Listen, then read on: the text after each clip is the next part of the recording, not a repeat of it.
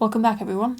Today I'm going to be talking about this viral image that was brought to my attention recently and which you may have seen already, as it was seen by many people. The image is of a note scribbled on a restaurant bill that says, "We don't tip terrorists," and the tip on the bill is 0, as you might expect. It was shared by a waiter called Khalil Kavil working in Texas, and he said about the note, "Last night at work I received this note from one of my tables. At the moment I don't know what to think nor what to say. I was sick to my stomach. I share this because I want people to understand that this racism and this hatred still exists. Although this is nothing new, it is still something that will test your faith. All day I've had to remind myself that Jesus died for those people too. I have decided to let this encourage me and fuel me to change the world the only way I know how. So to all the haters out there, keep talking. You're only helping me step into my destiny." The interesting thing about this image is that it turned out to be completely fake, according to the restaurant who was employing this man. They said that he fabricated the whole story. Everything I know about this story is from some very short news articles, which I'll link in the description of this video. What I don't know is why it was investigated and turned out to be fake. Maybe the waiter confessed to it being fake. Or there's two main things that I want to talk about in relation to this story, and the first thing is that false flags like this are counterproductive to the apparent cause. The guy who wrote this said that he wanted to change the world the only way he knows how, which is a bit of a strange thing to write, but I think it indicates that this guy wanted to raise awareness of racism, the hate and racism that he perceived to be in the world, and thought that it was worth lying about to get people to believe in it. The irony is that, of course, now that it turns out that he was lying about it, he's done the opposite of what he was intending to do. He's now thrown doubt on every single story of racism. Every single person's personal account of racism is now looked at with a little bit more suspicion by the people who've heard about this case of this person lying about it. And it's a case of the boy who cried wolf.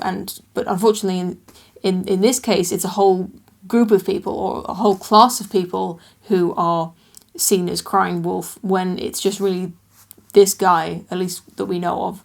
I can completely believe, and I have no doubt, that there are very prejudiced people who will change the amount that they tip depending on who is serving them, in ways that have nothing to do with the quality of the service. Might tip less for men compared to women, or women compared to men. They might tip for some races more than other races, or some ages more than other ages. There's lots of ways that people can be prejudiced in the way that they tip. And if you're a waiter of a certain age, sex, race, that it might make it very difficult for you to make a living, even if you're a very good waiter. But now, because of this story of this waiter who made up this story about the note on his bill, and by the way, got the person he accused of writing this note barred from the restaurant. Those people, those waiters or other people in all kinds of jobs who are suffering from this prejudice are now going to be believed less by the people who've heard this story of just this one person telling lies. So that's my first point. The intention that Khalil Kavil had in forging this note ended up having the opposite effect, I believe. Although probably a lot of people have read this note and looked at this image and haven't found out that it's fake later, I think the effect of people finding out it's fake is probably bigger than the opposite effect of people seeing it and saying, "Oh, that's so awful that this racist things like this can happen in Texas in 2018. My second point is almost from a completely different angle. It's 180 degrees looking at it from the other direction. And it just made me really think about how some people do just lie for completely bizarre reasons.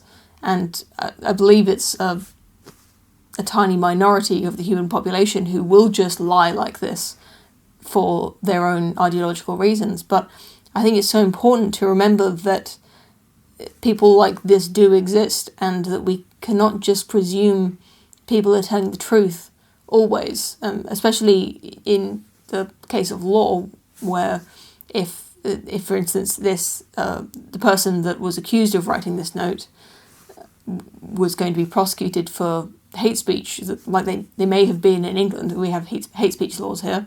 You certainly need more evidence than just this person's testimony, you would hope. But even more than that, just outside of law, how much sympathy are we supposed to give to people's outrageous stories when there's a possibility that they might not be true?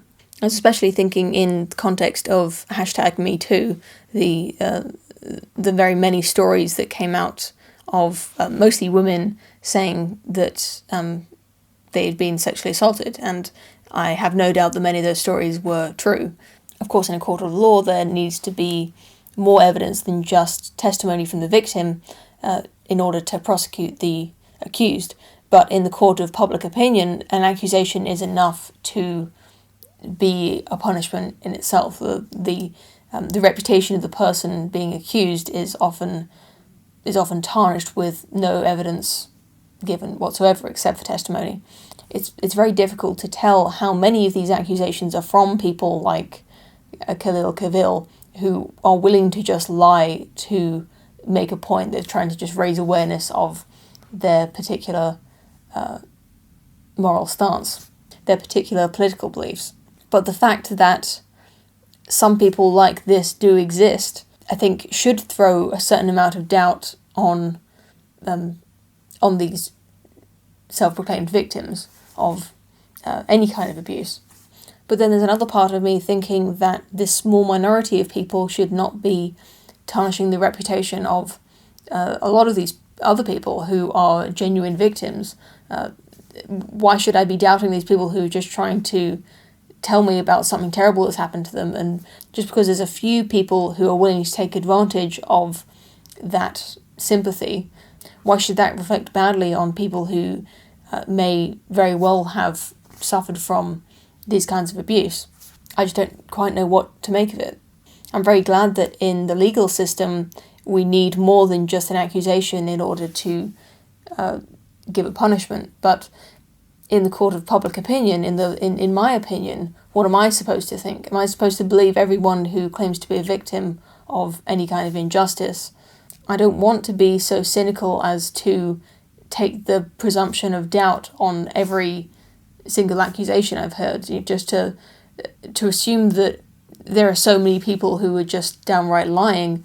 I don't want to be that person with that much cynicism in my personality, but I don't want to be taken advantage of either. So I think that's the dilemma that everybody's got to face in these times, especially with social media, with so many of these stories going viral. As always, I'm interested to hear what you have to say on this topic of this story in particular, and about the general moral conundrum of whether to presume innocence in the case of the accused, or to doubt the accuser by default, or is there some sort of middle ground where you can abstain from making a judgment until more evidence has come to light? I also have a bonus question for this video. In August, it will be my channel's 1-year anniversary from the creation of the channel and the first videos that I posted, and I'm thinking about doing something special for it, something to mark the occasion. If you can think of anything that you'd like to see, either in a video or a live stream, you want to see some channel bloopers, I've got all footage that I've ever taken, and all the audio, if you'd like to see any of that. If you want to, I don't know, hear a cover of a song, you want me to draw something, I don't know, what do you want to see, or do you want nothing at all? Just let me know if you have any ideas on that subject. Thank you for watching, and I'll see you again very soon.